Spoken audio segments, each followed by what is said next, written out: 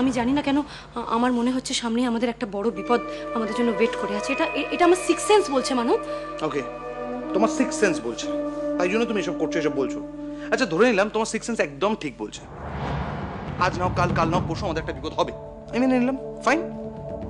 তা বলে তুমি ওই মহিলাকে কেন কাঠগড়ায় দাঁড় করাচ্ছ? কেন দাঁড় করাচ্ছি? কারণ ওই মহিলা দায়ী তাই। দেখো মানো, আমি তোমার সঙ্গে এই নিয়ে আর তর্ক করতে চাই না। ওনাকে যা টাকা পয়সা দেওয়ার দিয়ে ওনাকে বাড়ি থেকে বিদায় করো, দোহাই তোমার।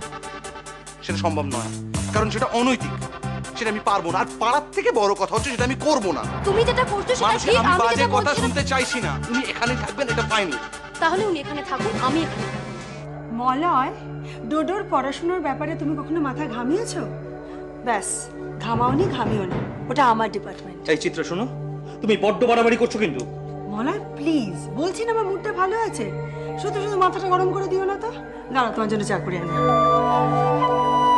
এই মলয়, গ্রিন টি খাবে? নিয়ে এসেছি। বলছে অফিস থেকে ফেরার পর খেলে শরীর মন আত্মা সব একদম ঝরঝরে। নিয়ে আসছি, দাঁড়াও। আমি বড় ঘরনি কিনা জানি না, কিন্তু আমার কপালে যে ঘর জোটে না সেটা আজ আরো একবার বুঝতে পারলাম। তোমরা ভালো থেকো, বৌমার দিকে নজর দিও। আর আমার এই সামান্য গয়না রেখে গেলাম, মানুষকে বলো তুমি তো আমাকে মা ডেকেছো, তাই আমি আমার ছেলের বউয়ের মুখ দেখে এগুলো দিয়ে গেলাম। আমার আশীর্বাদ রইল এতে। আমি জানি আমার মা নেই, সত্যিটা মেনে নিয়েছিলাম,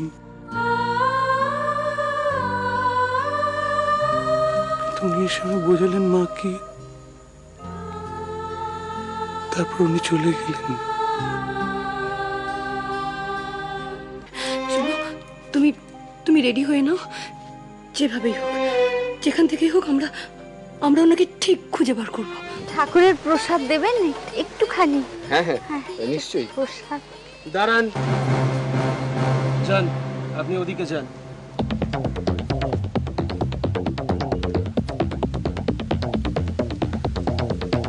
শুনুন, এখানে তো এভাবে প্রসাদ দেওয়া যাবে না।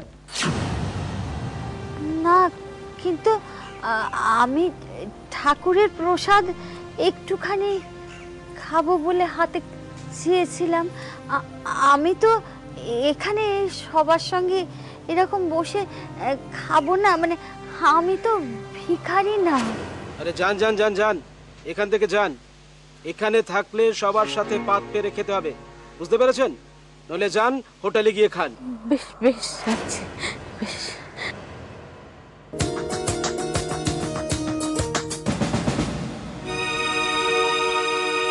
এই যে কাল বললেন আমি আপনার ছেলের মতো, আজ সকালে ছেলেকে ছেড়ে চলে গেলেন। না বাবা না, তুমি তুমি গত জন্মে নিশ্চয়ই আমার নিজের পেটের ছেলে ছিলে, তাই জন্য আমি আসিনি। আমি তো এসেছি বৌমার জন্যে। ওর এখন ভরা মাস, এখন কি ওর এত উত্তেজনা ভালো নয়, ওর শরীর খারাপ হবে বাবা, আমি তাই জন্যই চলে এসেছি। তুমি মাসিমা, আমি যদি আপনার নিজের মেয়ে হতাম তাহলে পারতেন আমাকে এইভাবে ছেড়ে এখানে চলে আসতে? বৌমা, না না না, কি করছিস তুই? কি করছিস মা? পাগল মেয়ে, তুই জানিস না এই পেটের বাচ্চা নারায়ণ, স্বয়ং নারায়ণকে শরীরে নিয়ে তুই পায়ে পড়ছিস? পায়ে পড়বি না, কারোর কাছে ক্ষমা চাইবি না। না মা না, এমন করতে নেই। তাহলে আমাকে তুমি কথা দাও, তুমি আমাদের সঙ্গে এই মুহূর্তে আমাদের বাড়িতে যাবে।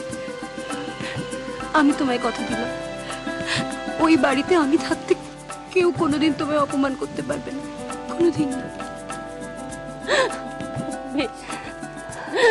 বেশ মাগো, যা বলছি তাই।